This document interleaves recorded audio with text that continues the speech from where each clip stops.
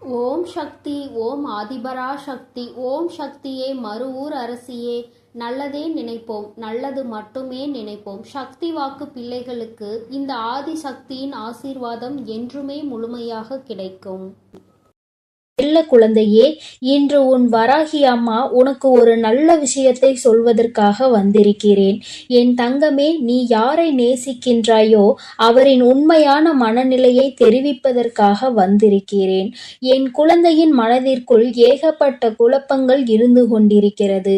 நாம் யாரை நேசிக்கிறோம், அவரிடத்தில் இருந்து சரியான பதில் கிடைக்காமல் இருப்பது என் குழந்தையின் மனதிற்கு மிக பெரிய வேதனையை கொடுத்து கொண்டிருக்கிறது.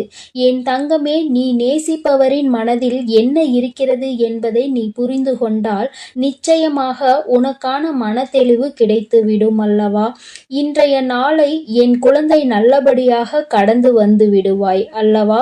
என் பிள்ளையின் மனதிற்கு சந்தோஷத்தை கொடுத்தால் நீ நிச்சயமாக உனக்கான செயல்களை எல்லாம் நல்லபடியாக செய்ய தொடங்கி விடுவாய் என்ற நம்பிக்கையில்தான் உன் தாய் இப்பொழுது வந்திருக்கிறேன். ஒரு மூலையில் ஒரு விஷயத்தை பற்றி மட்டுமே நினைத்து முடங்கி கிடக்கின்ற என்னுடைய பிள்ளை இனிமேல் அப்படி இருக்கக்கூடாது என்பதற்காகத்தான் அம்மா உன்னிடத்தில் இதனை தெரிவிக்க வந்திருக்கிறேன். என் தங்கமே, உன் மனதில் இருக்கின்ற எண்ணங்கள் நீ யாரை நேசிக்கின்றாயோ அவரை பற்றி உன்னிடமே சுற்றி சுற்றி வந்து கொண்டிருக்கிறது. ஒரு நிமிடம் உன்னிடத்தில் பேசவில்லை என்றால் கூட உன் மனது அதிகமாக வேதனைப்படும். ஆனால் இப்பொழுதெல்லாம் பல நாட்களாக பேசாமல் இருந்து கொண்டிருப்பது உனக்கு மேலும் மேலும் பல வேதனைகளை இப்பொழுது கொடுத்து கொண்டே இருக்கிறது. அதிகாலை எழுந்தவுடனே அதே நினைப்பில் இருந்து கொண்டிருக்கிறாய். எப்பொழுது பேசுவார்கள் என்ற எண்ணம் மட்டுமே உனக்குள் இருந்து கொண்டிருக்கிறது. நமக்கு மட்டும் ஏன் இப்படியெல்லாம் நடக்கிறது, நாம் மட்டும் ஏன் இப்படி சந்தோஷமே இல்லாமல் இருந்து கொண்டிருக்கிறோம் என என் குழந்தை மனதில் ஏற்பட்ட பல காயங்களுக்கு நிச்சயமாக இன்று உன் வராகி அம்மாவின் பதில் உனக்கு நல்ல தீர்வு கிடைக்கப் போகிறது என்ற நம்பிக்கையில்தான் உன்னை காண நான் வந்திருக்கிறேன். என் தங்கமே, உனக்கு யார் அதிகமாக பிடிக்கின்றதோ அவர்களின் மனதில் என்ன இருக்கிறது என்பதை நான் உனக்கு தெளிவாக சொல்கிறேன். என் பிள்ளையே, நீ அதனை தெளிவாக உன்னுடைய மனதிற்குள் பதிய வைத்துக்கொள். என் குழந்தை அவர் மனதளவில் சில மாற்றங்களை கொண்டிருக்கிறார். என் பிள்ளை அதை உணர்ந்தால்தான் ஆரம்ப கட்டத்தில் நாம் இல்லை என்றால் வாழ்க்கையே இல்லை என்று சொன்ன உதடுகள் இப்பொழுது நீ இல்லாமல் போனால்தான் நான் சந்தோஷமாக இருப்பேன் என்று சொல்கிறது என என் குழந்தைக்கு அது மிக பெரிய வேதனையை ஏற்படுத்தி தந்திருக்கிறது. என் தங்கமே, நீ ஒன்றை மட்டும் புரிந்து கொள். அவர்கள் மனதில் இருக்கின்ற எண்ணங்கள் என்னவென்று தெரிந்து கொண்டால் நீ இது போன்று ஒருபோதும் சிந்திக்க மாட்டாய். என் தங்கமே, அவர்கள் மாறிவிட்டார்கள் என்று நீ நினைக்கின்ற நேரத்தில் ஒன்றை புரிந்து கொள். சில சந்தர்ப்பங்களும் சூழ்நிலைகளும் வாழ்க்கையில் ஏற்பட்ட அடிகளும் வேதனைகளும் அவர்களை இப்பொழுது மாற்றி இருக்கின்றது. தானாக எந்த மாற்றங்களும் நடக்கவில்லை. மாறியிருக்கின்றார்கள் என்று நீ சொல்வது உண்மைதான். அதை ஒருபோதும் உன் அம்மா நான் ஏற்க மறுக்கவில்லை. ஆனால் அவர்கள் பட்ட காயங்களும் வேதனைகளும் அத்தனை அதிகமாக இருக்கும் பொழுது யாராக இருந்தாலும் மாற்றங்கள் வரத்தான் செய்யும். அந்த மாற்றங்களை எதிர்கொள்ள நாம் தான் பழகிக்கொள்ள வேண்டும். என் தங்கமே, இந்த மாற்றங்கள் உனக்கு ஏற்றுக்கொள்ள முடியாததாக இருந்தாலும் இந்த மாற்றத்தினால் உனக்கு எந்த பாதிப்பும் இல்லை. உன்னுடைய அன்புக்கு எந்த பாதிப்பும் அங்கே நடக்கவில்லை. அவர் மனதில் உன் மீது ஆரம்பத்தில் இருந்த அன்பு அப்படியேதான் இருக்கிறது. ஆனால் அதை வெளிப்படுத்துகின்ற விதம்தான் வாழ்க்கையில் ஏற்பட்ட சில கஷ்டமான சூழ்நிலையின் காரணமாக மாற்றங்களை கொண்டு வந்திருக்கிறது. அதிகமாக இல்லை, ஆனால் அதன் பிறகு பேசுவதற்கு அதிகமாக தொடங்கிவிட்ட பிறகு கருத்து மாறுபாடுகள் அதிகமாக வர தொடங்கி இருக்கிறது. சில நேரங்களில் கருத்து மாறுதல் ஏற்படும் போது இது நமக்கு உகந்த வாழ்க்கைதானா என்று நீ கூட சிந்தித்து இருக்கிறாய். ஆனால் நீ நேசிக்கும் நபரோ உன்னுடைய உன்னுடைய துணையானவரும் ஒருபோதுமே இந்த வாழ்க்கை நமக்கு சரியானது இல்லை என்று சிந்தித்தது கிடையாது.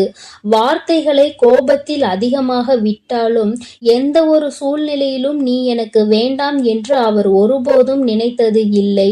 என் குழந்தையே, நீ கூட அவசரத்தில் ஏன் தான் இந்த வாழ்க்கையை தேர்ந்தெடுத்தோமோ, எதற்காக இந்த வாழ்க்கை எனக்கு இத்தனை கஷ்டத்தை கொடுத்து விட்டது, நான் எடுத்த தவறான முடிவினால்தான் இப்பொழுது அனுபவித்து கொண்டிருக்கிறேன் என்று நினைத்திருக்கிறாய். ஆனால் உன்னுடைய துணை ஒருபோதும் அப்படி நினைத்தது கிடையாது. அவரினுடைய உணர்வுகளுக்கு உன் வராகி அம்மா நான் நிச்சயமாக மதிப்பு கொடுக்கிறேன். அவரினுடைய எண்ணங்கள் என்ன தெரியுமா? நாம் எத்தனையோ கஷ்டப்பட்டு இந்த வாழ்க்கையை அடைய நினைக்கிறோம்.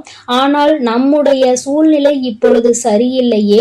இந்த வாழ்க்கையை நாம் எப்பொழுது அமைத்து கொண்டால் நம்முடைய எதிர்காலம் நன்றாக இருக்குமோ, நம்மை நம்பி வந்தவர்களை நாம் சந்தோஷமாக வைத்து பார்த்து கொள்ள முடியுமோ என்ற அச்சத்தில்தான் இப்பொழுது உன்னை விட்டு சிறிது தூரம் விலகி நின்று கொண்டிருக்கிறார்கள்.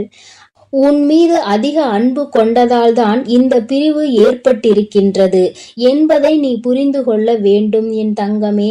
அம்மா சொல்வது, யார் உன் மீது உண்மையான அன்பு வைத்து சந்தர்ப்ப சூழ்நிலையினால் பிரிந்து நிற்கின்றார்களோ அவர்களுக்கு மட்டுமே பொருந்தும் என்பதையும் நீ புரிந்து கொள்ள வேண்டும்.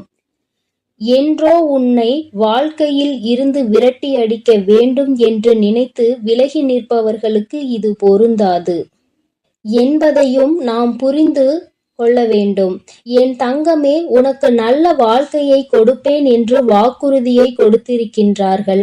ஆனால் அதை காப்பாற்ற முடியாத சூழ்நிலை ஏற்பட்டு விடுமோ, வாழ்க்கை நமக்கு மேலும் மேலும் கஷ்டத்தை கொடுக்கின்றதே என்ற பயத்தில்தான் இப்பொழுது உன்னை விட்டு ஒதுங்கி நின்று கொண்டிருக்கிறார்களே தவிர அவர்களினுடைய அன்பில் எந்த ஒரு மாற்றமும் இல்லை.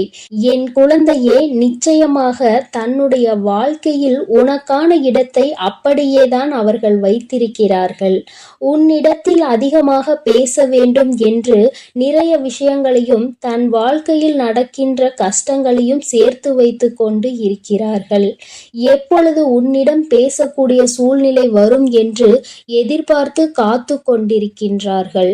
அவர்களுக்கான நேரத்தை எதிர்நோக்கி நின்று கொண்டிருக்கிறார்கள்.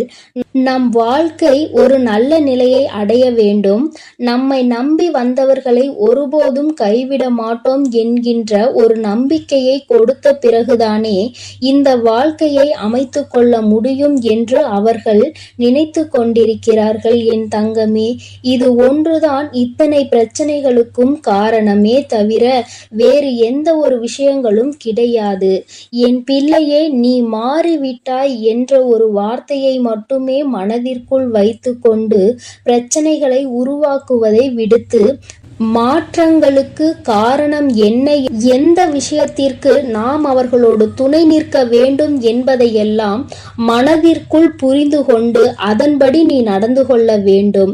வாழ்க்கை துணை என்பது நீ நேசிப்பவர் என்பதும் உன்னுள் பாதி என்பதையும் முதலில் புரிந்து கொண்டு அவர்களின் உணர்வுகளுக்கு முழுமையான மதிப்பு கொடுத்து எந்த ஒரு கஷ்டத்திலும் அவர்களோடு துணை நின்று நீ அவர்களின் பிரச்சனைகளை பகிர்ந்து கொள்ள வேண்டும்.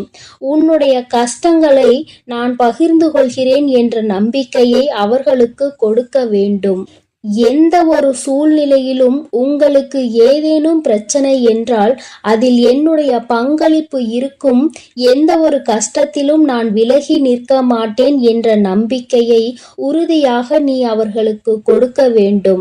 என் தங்கமே, இப்பொழுதெல்லாம் உறவுக்குள் எதிர்பார்ப்பது நம்பிக்கை மட்டும்தான். அந்த நம்பிக்கை என்ற ஒன்று முழுமையாக கிடைத்துவிட்டால் அவர்கள் ஆழ் மனதிற்குள் அது பதிந்துவிட்டால் அதன் பிறகு நிச்சயமாக பிரிவு என்ற ஒன்று யாருக்குமே ஏற்படாது.